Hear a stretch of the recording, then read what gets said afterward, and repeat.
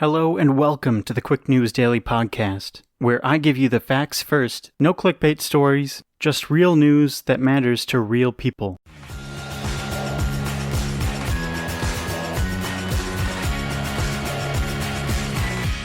Today is Tuesday, September 22nd, and thank you for trusting me with your news. There aren't any really groundbreaking stories to go over, at least not any new ones. Today we'll be going over developments in the Supreme Court fight, checking in on Tropical Storm Beta, looking at some polls and advertising buys, and we'll see what else we can get to. So let's get caught up.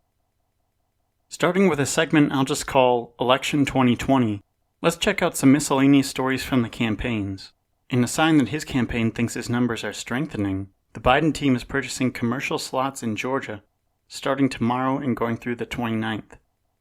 The commercials will target black voters, who are a main key voting bloc in Georgia, and these commercials will run on BET, Comedy Central, OWN, VH1, and TV1. I would still say that with all the voter suppression that the Republicans cook up in Georgia, which basically gave Brian Kemp the win over Stacey Abrams, it seems like a Biden win in Georgia would be a long shot. However, it very well could happen, and the fact that they're spending any money there means that they feel like they have the Michigans and the Pennsylvanias locked in for him. As for polling, a headline that reminded me that we're in America scared me at first, but I thought about it and I think it actually shows something else going on. The headline is, "A majority of Americans say cities under siege by protesters." It cites a USA Today Ipsos poll that found that 64% of Americans say that protesters and counter-protesters are overwhelming American cities. It also says that 60% of Americans say the mainstream media has made the protests more dangerous, followed by the Black Lives Matter movement at 59%, Trump at 54%, Antifa at 53%, conservative militias at 52%, and conservative media at 51%. Joe Biden is all the way down at 29% for that one. However, if you look at the partisan breakdown, that's where it splits. 80% of Republicans say BLM is dangerous, whereas only 40% of Democrats say that. The number essentially flips when the voters are asked about conservative militias. At first, I was wondering how this could be possible with this other story in Politico about Trump losing white voters. It's no secret that us white voters are the ones keeping Trump alive, but new polling shows that for the first time in a while, Trump is losing these voters in multiple categories. Here in Wisconsin, Trump is losing non-college educated white women by 9 points. That's a lot. But when you find out that he won that group by 16% in 2016, then it becomes really, really interesting.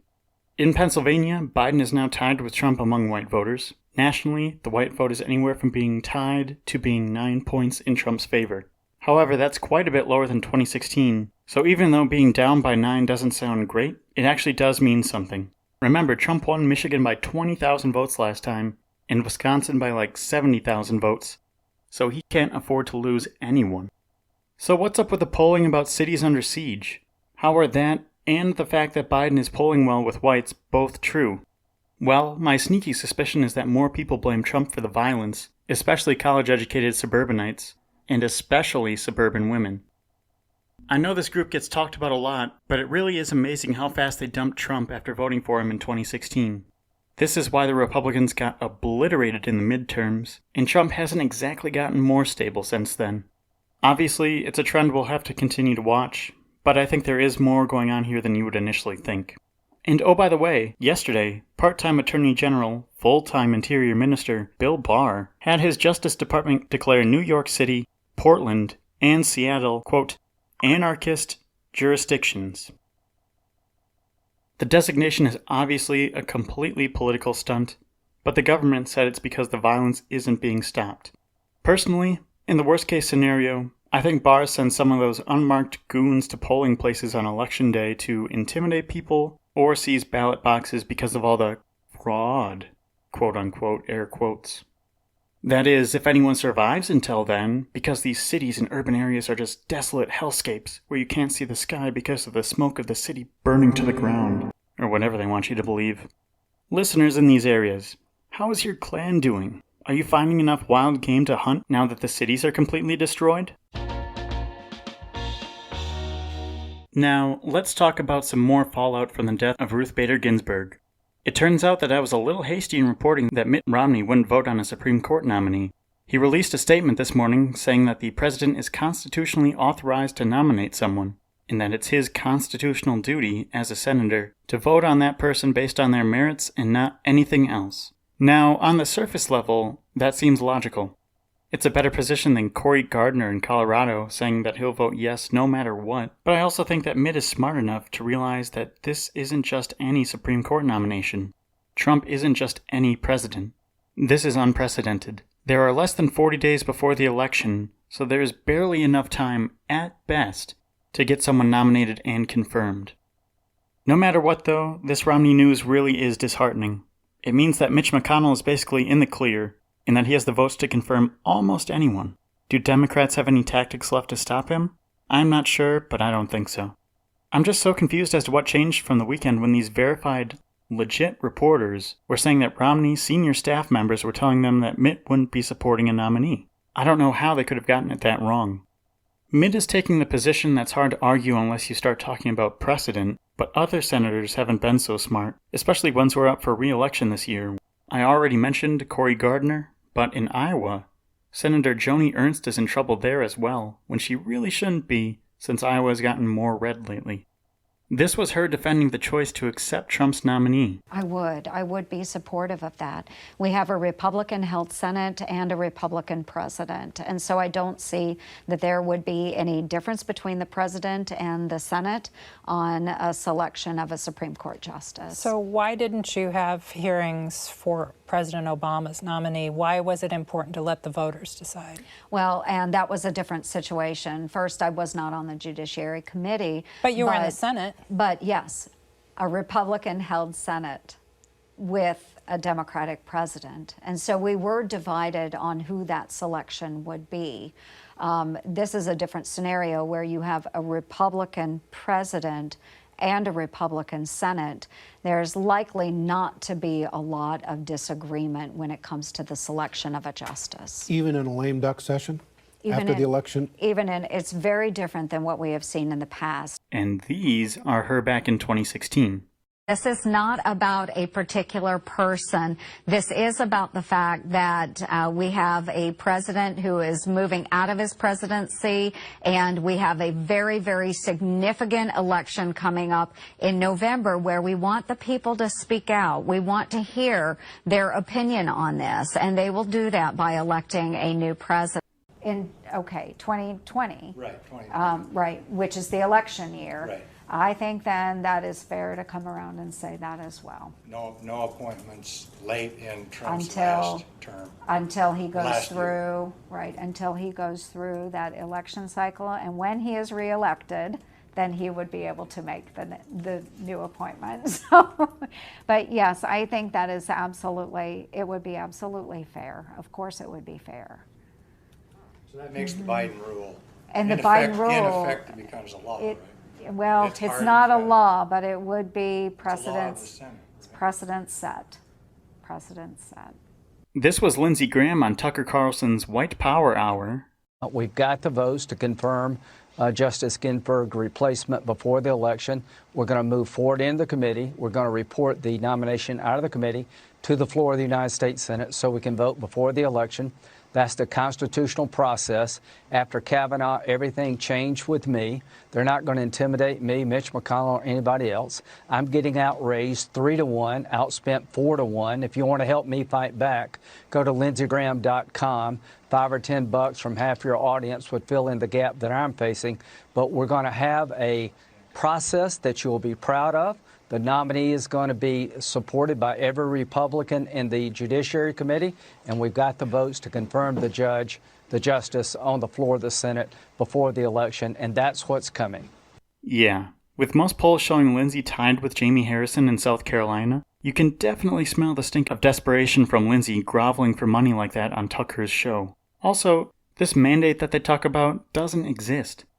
Trump lost the popular vote by 3 million votes. Republicans lost the midterms by 18 million. And the Senate GOP represents 15 million less people than their Democratic Senate counterparts. The U.S. is just being crippled by a power-hungry minority of people who know their policies are unpopular, which is why they have to cheat to win and stack the courts, because they know they can't legislate. When has the GOP Congress done anything meaningful except taxes? Surprisingly, packing the courts, as it's called, is really unpopular, even among Democrats. I would have thought that for Democrats, increasing the number of justices on the Supreme Court would seem like your only option left at this point. But according to Rick Wilson of the Lincoln Project, it's almost universally rejected, especially since what people want most these days is to be back to normal, not changing something that stayed consistent for decades. Am I alone in being surprised by that? Like, did you guys think that was a mainstream thing? I did. The last point I'll make about this is that it'll be the Senate Judiciary Committee who holds the hearings with a nominee. And who is one of those Democrats on the committee? Ah, yes, Senator Kamala Harris. This is important because it could give her a real platform to show off her skills, especially her skills as a prosecutor. She's already delivered some really big moments in the past hearings, including this one with Brett Kavanaugh, as told by Trevor Noah of The Daily Show. Judge, have you ever discussed Special Counsel Mueller or his investigation with anyone? Well, it's in the news every day. Have you discussed Mueller or his investigation with anyone at Kasowitz, Benson, and Torres, the law firm founded by Mark Kasowitz, President Trump's personal lawyer? Be sure about your answer, sir. Well, I'm not remembering, but if you have something you want to... Are you certain you've not had a conversation with anyone at that law firm?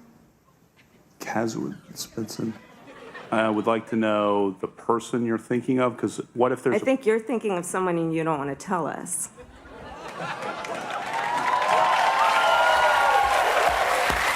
Wow. Kavanaugh did not look good in that exchange. It's like if they asked the suspect at a murder trial, they're like, where were you on the night of the 13th? It's like, where shouldn't I have been?